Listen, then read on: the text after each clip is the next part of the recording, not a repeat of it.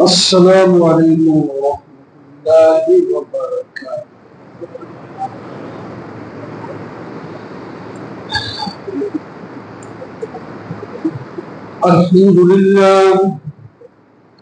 الحمد للہ وکفى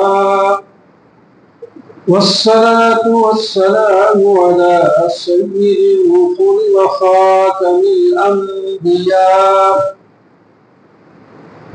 أما بعد فأعوذ بالله من الشيطان الرجيم بسم الله الرحمن الرحيم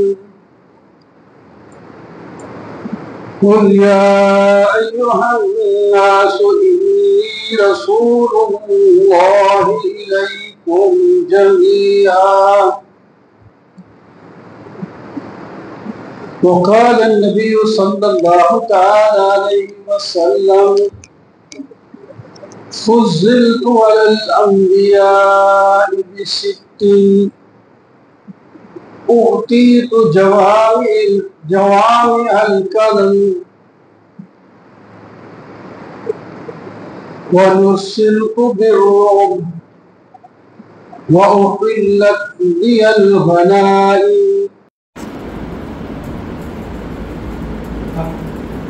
تلاش کرنا ہے، ڈھونڈنا ہے، حق کیا ہے، بہانے نہیں بنانے، فرقے زیادہ ہیں، بے شک ہو آپ صحیح فرقے کو ڈھونڈے مل جائے، قدم بڑھائے تو مل جائے گا، قدم ہی نہیں بڑھائے بیٹھے رہے، شیطان کہے گا چھوڑو جی وہ اتنے فرقے چھوڑ دو، ایک نیا فرقہ بنا لے اور فرقے نئے بنتے جائیں گے، اس کی بھی نہ مانو، اس کی بھی نہ مانو، اس کی فلاں خرابی ہے، اس کو خرابی۔ تمہارا دین قیامت تک اصلی دین رہے گا۔ ایک وقت آنا ہے اس امت پر جو سارے مسلمان ہوں گے، ایک بھی کافر نہیں ہوگا، آئے گا بھی وہ وقت۔ حضرت عیسیٰ علیہ السلام جب تشریف لائے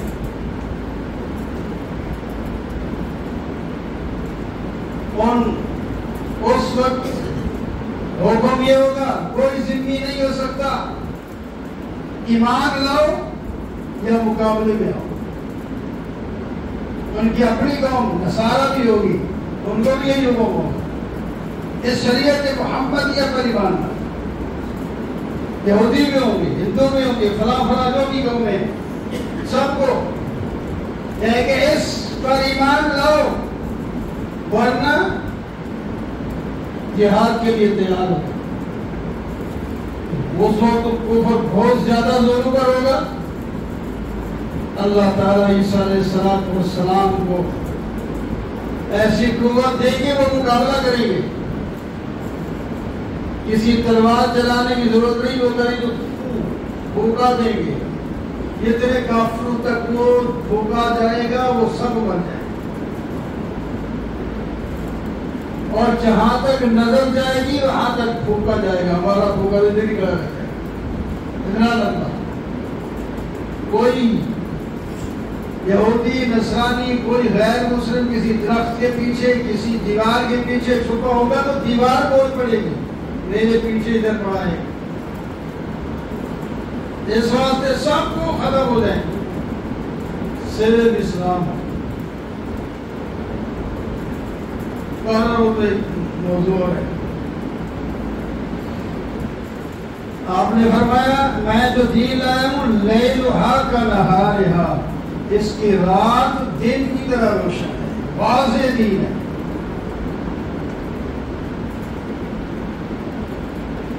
اختلافی باتوں کو دیکھ کر دین کو نہیں چھوڑنا، اوکے؟ تم جو حق سمجھو بس اس کو پکڑو، تھوڑا سا ہمت بھی کرو، اللہ نے علم دیا، یہ بات حق بھی ہے کہ نہیں، کہ کہیں غلط رسم و رواج جس طرح مشرکین کہتے تھے ہم باپ دادے کے دین پر ہیں، یہ چھڑوانا چاہتا ہے،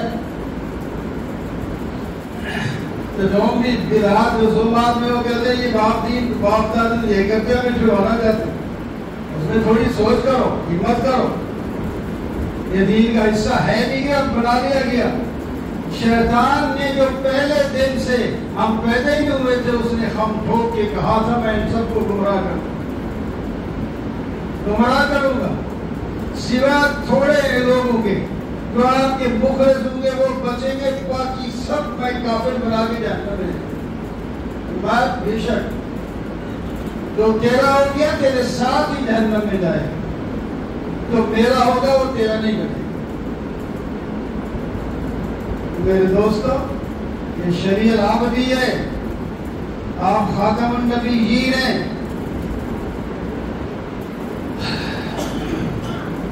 اس پر ضروری ایمان ہے۔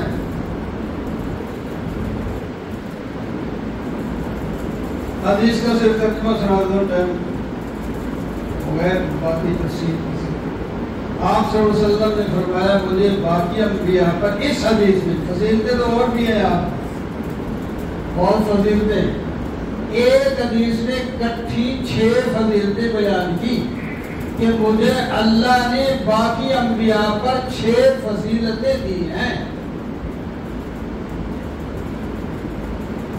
پھر اس کی تشریح فرمائی، نام لیے اوتیت الجوامع الکلم۔ پہلی بات یہ ہے کہ لفظ میرا ایک منہ سے نکلتا ہے اور اس کے معنی جو ہے وہ نیچے دریا بہ رہے ہوتے ہیں۔ جامع الکلمہ، ایک لفظ بولوں گا اور اس کے بہت زیادہ معنی ہوں گے۔ علماء اور لکھ کے تھکتے ہیں، کتابیں بنا دیتے ہیں۔ جامع الکلمات۔ دوسری چیز نصرت کو صرف ترجمہ سنا، نصرت کو بے روک، اللہ تعالیٰ نے میری مدد کی روک کے ساتھ۔ دشمن مہینے کی مسافت پر بیٹھا ہوگا وہیں کانپے گا، میرا ایک روک ہو، اللہ نے مجھے روک عطا فرمایا۔ تیسری فضیلت حلت لی الغنائم، پہلی امتیں بھی جہاد کرتی تھی، دشمن کا جو مال ملتا تھا جس کو مال غنیمت کہتے ہیں وہ مجاہدین یا بیت المال میں جمع نہیں ہو سکتا، نہیں استعمال کیا جا سکتا، وہ سارا مال جمع کر کے پھر کر کے رکھو، بس تم کچھ رکھو۔ رات کو اللہ تعالیٰ آگ بھیجیں گے، وہ اس کو جلا کے رکھ دے گی، بس اگر نہیں جلا تو سمجھو یہ تمہارا جو عمل ہے قبول نہیں ہوا، اس واسطے یہ اس کو جلائے گی۔ جلایا جانا یہ قبولیت کی علامت ہوگی کہ جہاد تمہارا قبول ہے۔ اور چوتھی فضیلت جعلت لی الارض مسجدا وطہورا، پوری زمین میرے لیے مسجد بنائی گئی۔ یعنی پہلی امتیں عبادت خانے میں فرض ادا کر سکتے، جو ان کے اپنے عبادت خانے جو بھی نام رکھتے تھے کہیں بھی ہوں، عبادت خانے میں آئیں گے تب وہ ان کی عبادت قبول ہوگی۔ اور فرمایا میرے لیے پوری زمین کو مسجد قرار دیا گیا، جہاں بھی میرا امتی جا رہا ہے نماز کا ٹائم ہو گیا اور اس کو کہیں مسجد دور ہے اور وہیں اسے نماز پڑھ لی تو اس کی نماز ہو جائے پورے میں۔ بس اتنی بات ہے وہ جگہ پاک ہونی چاہیے جس سے نماز ساری زمین پہ ہو سکتی ہے۔ اور وقتی طور پر وہاں کوئی گند ہے ناپاک ہے تو اس کو چھوڑ کے آگے پیچھے ہو جائے۔ اور طہورا، اور زمین کو پاکی کا حکم دیا گیا، کیا مطلب پانی نہیں ہے تو آپ تیمم کر کے بھی نماز پڑھ سکتے ہیں۔ غسل کرنا تھا تب بھی تیمم کر لی، پانی جو نہیں، یہ نہیں کہ پانی نہیں دوبارہ غسل فرض ہے تو نماز ہی چھوڑ دو سارا کچھ کر نہیں، تیمم کرو نماز پڑھ لو۔ وضو نہیں تو وضو کا تیمم وہ بھی ایک ہی ہے، غسل نہیں تو غسل کا ایک ہی ہے، ان کے فرق نہیں کہ سارے جسم کو غسل کے لیے مٹی نہیں لگانے پڑتی۔ جو وضو کے لیے تیمم ہے، آسان سی بات ہے، ہاتھ مار کے زمین پہ جہاں تک منہ دھوتے ہیں وہاں ڈالے اور دوبارہ کر کے ایک کونیوں تک دونوں ہاتھوں کا، اور تیسری نیت پاؤں کا بھی کچھ نہیں کرتا، نیت کریں کہ میں پاکی حاصل کرنا چاہتا ہوں، ایک نیت اور دو یہ مذہب میں بس کام ہو گیا۔ اور جناب اور سے تو الخلق کے کافہ ساری مخلوق کی طرف نبی بنا کے بھیجا، اور پھر کتب بھی النبیون، چھٹی بات میرے ساتھ نبوت ختم ہو گئی، اس کے بعد کسی نبی نے نہیں آنا۔ یہ 6 چیزیں اس حدیث میں بیان کی گئی۔